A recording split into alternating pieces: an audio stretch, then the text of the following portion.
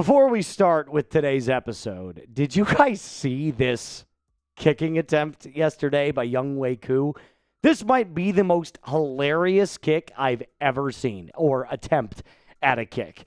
And we're going to break that down here in just a little bit, but today's show about the Falcons, not specifically about any Giants kicker or Younghoe Koo, is the hilarious ESPN stat that they revealed about the Atlanta Falcons, which just makes it so much more appropriate that this team is just headed straight into the dumpster. And of course, speaking of dumpsters, Raheem spoke again after the New York Jets loss. And do I even really need to say it? He botched it again. Okay, let's talk about what Younghoe Koo had to say really quick. Let's keep it light for a moment. I was approaching the ball. This is what he said when they asked him, hey, what happened on that kicking attempt? And cold weather, the ball kind of slipped out at the bottom, so it was moving.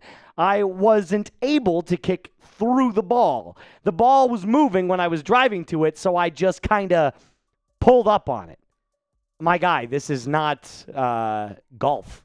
You know what I mean? Like, you're not topping a kick or trying to chip a kick. Your literally only job is to kick the ball. So I think it's just hilarious that I saw this on Twitter, actually, believe it or not, that you can take the Falcon or the player off the Falcons, but you can't take the Falcons out of the player.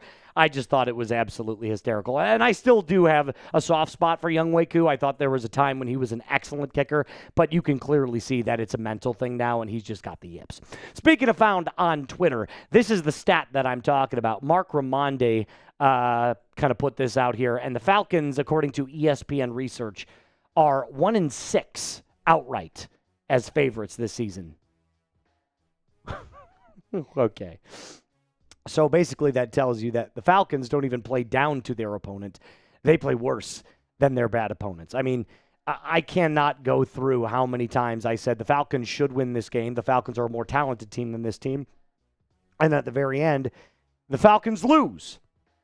Because that's what it feels like every single week, or at least every other week. The last time the Falcons didn't do that, by the way, was against the Saints. So, Falcons Sports Illustrated further elaborated on what I'm telling you right now. ESPN research reveals that the Falcons are 1-6 this season in games in which they are outright favorites, which is the data equivalent of saying bluntly, the Falcons suck in games that they're supposed to win. And let's be completely straightforward here. Why do we have to have any of this soft language? Why can't we just come out and say, yeah, we sucked? And actually, believe it or not, coming up later on in this episode, I will give you what Raheem Morris said, the only time that I've actually been kind of impressed with Raheem Morris and his bluntness at the microphone. But the losses that we're talking about here, where the Falcons are quote-unquote favorites, the Carolina Panthers, I'm not counting the Buccaneers game in week 1. I'm going to count the Carolina Panthers twice, in which the Falcons were favorited. The Miami Dolphins, which they were heavily favorited in. Same with the New York Jets and the San Francisco 49ers. All of these spectacular losses, and all of them with their own unique set of circumstances that caused the Falcons to lose. The first loss to the Panthers was a blowout, 30-0. The Miami Dolphins loss was Kirk's first start, and you basically had nobody. The New York Jets loss last week was essentially a special teams indictment, and then the San Francisco 49ers game was just, we cannot convert on third down, period. It's just nonstop, one after the other. When there's one area, another area just completely bleeds. And when you patch up that area, another area completely starts to bleed. That just feels like the kind of MO of the Falcons season, though, so thus far. The only good wins, by the way, for the Atlanta Falcons out of the 4 that we've got were against the Buffalo Bills, in which they probably completed the most complete and impressive games I've ever seen from this franchise, and against the Minnesota Vikings, where their defense basically just showed up for the very first time this season. Granted, it was week 2. So I'm going to ask you this question before we continue on with Raheem Morris and what he had to say. What is the worst Falcons loss this entire season? For me specifically, I'm going to go with recency bias here. It's the Jets loss. Because of who you played, because of how you lost, and because of the circumstances surrounding the game, the Falcons had a glimmer of hope to make the playoffs. And now all of that is just completely in the toilet. So coming up next, like I said, Raheem Morris speaks again. He did say one thing correct, but the rest of it he just kind of botched all over the place. Now, before I do that, I got to tell you about our friends over at Factor. Listen, the weather is changed, right? We're in December now. With colder temperatures, shorter days, finding time to cook can be really, really tough, and that's why I personally love Factor meals. Their chef-prepped, dietitian-approved meals make it easy to stay on track and enjoy something comforting and delicious no matter how hectic the season gets. More variety means more meals. Choose from a wider selection of weekly meal options, including premium seafood choices like salmon and shrimp at no extra cost. You can also savor global flavors and for the first time try Asian-inspired meals with bold flavors influenced by China, Thailand, and more. There's a reason that 97% of customers say that Factor helped them live a healthier life. Eat smart at factormeals.com/FalconsChat50 off and use code FalconsChat50 off to get 50% off your first box plus free breakfast for 1 year. That's code FalconsChat50 off at factormeals.com for 50% off your first box plus free breakfast for 1 year. Get delicious, ready-to-eat meals delivered with Factor. Offer only valid for new Factor customers with code and qualifying auto-renewing subscription purchase. All of that in the comments and description of today's video. The main thing that you need to know from the Raheem Morris presser is that he said, winning is our jobs. End quote. That's what he said. Winning is our jobs. Well, here's the full quote. And like I said, there is one part of this that I kind of actually agree with. He said, we played awful yesterday, and on special teams, I don't know how to say it any other way, we sucked. That was his quote. And that's where I'm like, good start. But then he continues on by saying, football is our business. Winning is our job. That's just what it takes. It's a Mike Tomlinism of all Mike Tomlinisms.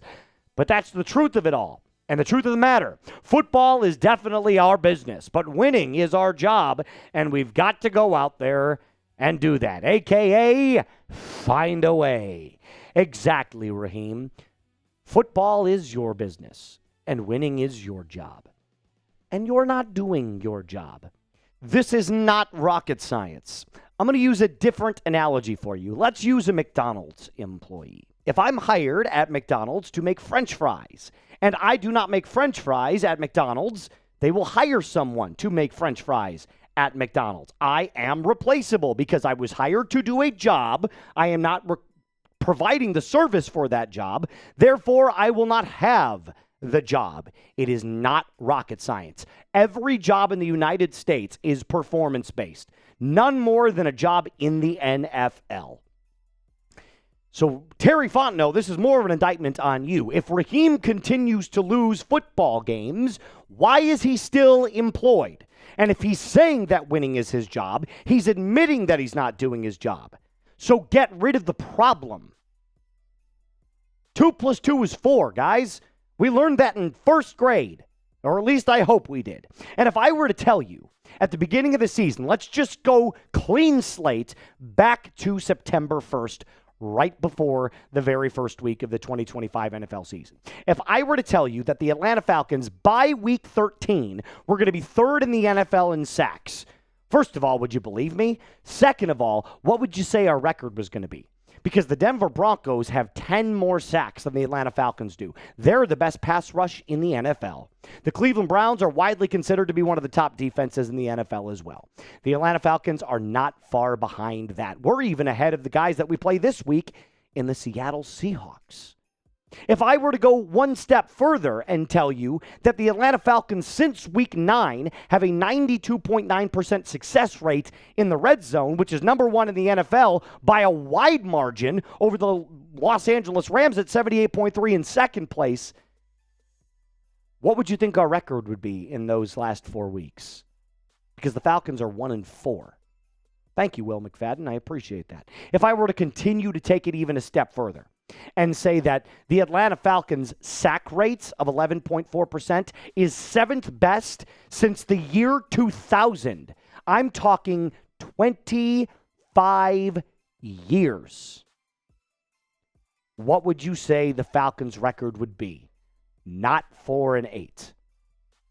So I'm screaming at you guys. I am screaming at Raheem Morris. And I am screaming at Terry Fontenot. It is not a talent problem. We have 3 rookies, by the way. One leads in pressure rate. One leads in sacks. The other leads in interceptions. So if it's not a veteran talent problem and it's not an up-and-coming talent problem, what's the problem? It's a rhetorical question. You don't have to answer that. Here's what you can say, though. The talent is here. So, Raheem, do your job or get out. You're not going to beat the Seahawks. You're not going to beat the Rams. You might beat the Saints.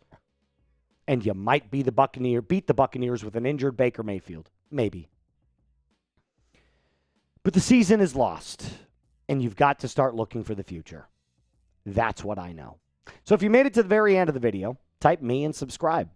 If you're one of those real ones that got down in the comment section, type those me's and hit that big free red sub button. It's nonstop Atlanta Falcons content all year long. We did it. We made it to the end of the episode. Subscribe, like I said, like today's video. And as always, Falcons fans, rise up and be cool.